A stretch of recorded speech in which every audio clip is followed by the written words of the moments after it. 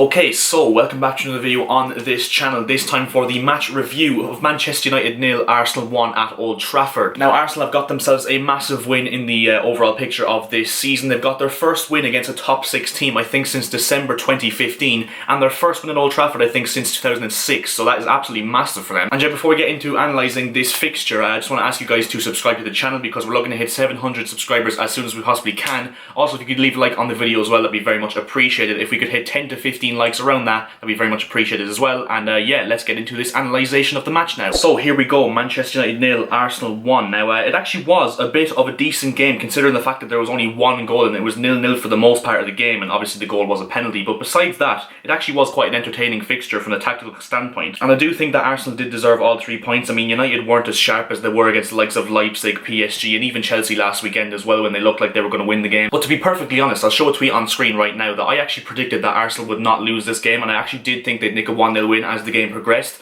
I mean, all the signs were there. I mean, everyone's ranting and raving about United at the moment, the fact that they managed to beat Leipzig and PSG so comfortably in the Champions League, and the fact that they were the better team against Chelsea as well, and I'll fully admit that even though I'm a Chelsea fan. And on the other hand, Arsenal, you know, there's a lot of doom and gloom around there, and there actually was a few Arsenal fans saying that they'd potentially beat Arteta out if they did lose tonight. And I know a Premier League storyline when I see one, and it was absolutely 100% set up for Arsenal to nick a 1-0 win at Old Trafford tonight, and of course they went and did so. But yeah, back onto the game now. As you can see statistically, if we go on to stats now, Manchester United actually did kind of have the better stats, but I think that's mainly because when Arsenal actually scored the goal, they sat back and just soaked up all the pressure and waited for United to actually come at them. And if we do go and look at the first half stats, I mean, yeah, there we go. Arsenal dominated in terms of possession, marginally I suppose. They also had the better chances. They had a good few chances in the first half as well. They just didn't manage to take them. And if you look at the attack momentum of both sides as well, I mean, Manchester United were not on top really until Aubameyang scored the penalty, and then they had to go for it. So I think Arsenal well and truly deserved it, and it was a very good tactical masterclass once again from Mikel Arteta, and we've seen that quite a lot from him. And yeah, if we go into the lineups now, I just want to say, man of the match in my opinion, this man right here, Thomas Partey. I mean, himself and Mohamed El Neni, the two of them in midfield. I mean, there was a lot of question marks raised when the fact that Granit Xhaka didn't start the game, but I think the two of them in midfield, Partey and El Neni, they absolutely controlled the game from minute 0 to minute 90, and they were absolutely superb. Especially this man Partey. I mean, his distribution is actually way better than I expected him to be. He's actually really good in the ball, and he barely misplaced the pass. Not only that as well, but he's an absolute engine in midfield. He's able to run all day, as you can see from his heat map there as well. I mean, him and El Neni, as I said, completely controlled the game. But on the other hand, there we go, Paul Pogba, disaster class. I just want to go in on Paul Pogba now because I actually do kind of rate him as a player, but I do think he's really highly overrated. I mean, for me, he hasn't done it in the Premier League like ever since he's joined United, and the fee he joined for, I just don't think he's done absolutely nearly enough as we expected him to when he joined. He's a very aesthetically pleasing footballer. You know, he's very cute with his passing, and he's very good at playing the long ball over the top every now and then, which of course will get fans raving about his game. But overall, I just think he takes way too long to, like, you know, distribute the ball. He holds onto it for way too long. He's not really progressive in terms of his passing most of the time, and as we saw tonight, he's very capable of a lapse in concentration and a mistake. I mean, it wasn't too long ago as well, I think it was the back end of last season, he gave away a penalty against West Ham for Mikel Antonio as well, so he's very capable of making those mistakes, and that is purely why I think he's one of the most overrated players in the league. I think this man as well was actually really good today as well, Gabriel Magalhaes, and I actually think he's really improved this Arsenal defence. Like, what did he cost, like 25 million or something, and that looks like an absolute steal from their point of view. I mean, overall, Arsenal got it spot on. I mean,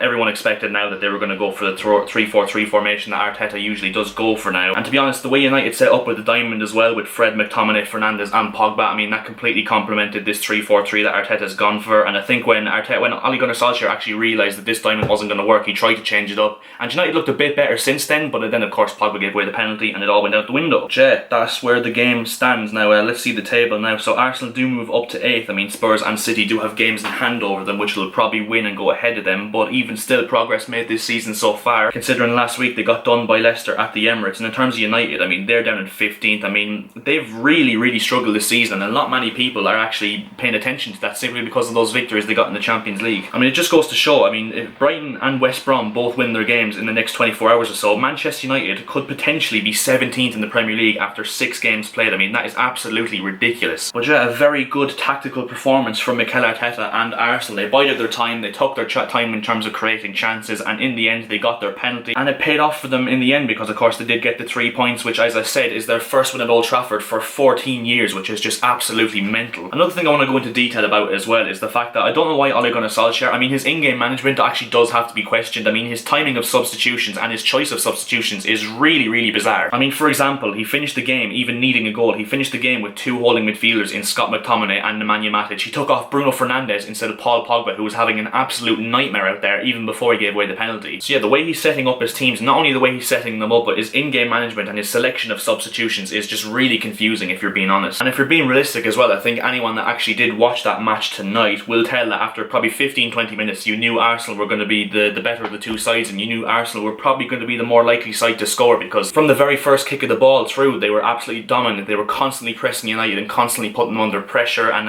yeah, you could definitely tell that they were going to be the most likely side to score if they did continue it, which they did. But yeah, that's pretty much all I wanted to go through in this video. So if you did enjoy, make sure to drop a like on the video. As I said, 10 to 15 likes would be massively appreciated. And yeah, as I said as well, make sure to subscribe to the channel if you are new. We're looking at 700 subscribers as soon as we possibly can. And also make sure to leave your thoughts on this game down in the comment section below. I'm quite interested to see what you guys think of this one. And yeah, I'll see you guys in my next video. See ya.